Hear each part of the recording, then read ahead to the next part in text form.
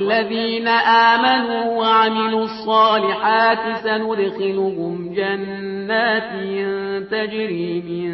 تحتها الأنهار خالدين فيها أبدا وعد الله حقا ومن أصدق من الله قيلا ليس بأمانيكم ولا أماني أهل الكتاب من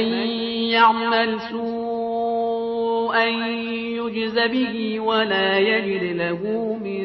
دون الله وليا ولا نصيرا ومن يعمل من الصالحات من ذكر أو أنثى وهو مؤمن فأولئك يدخلون الجنة ولا يظلمون نقيرا من أحسن دينا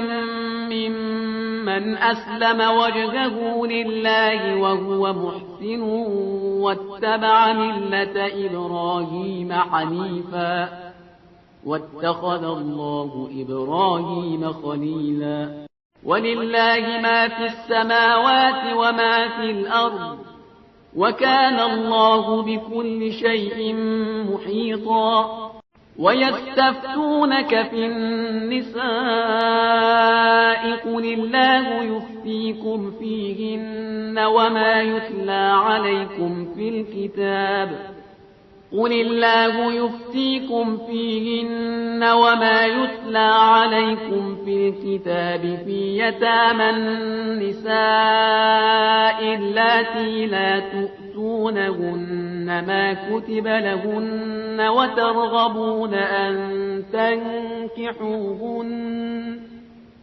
وترغبون أن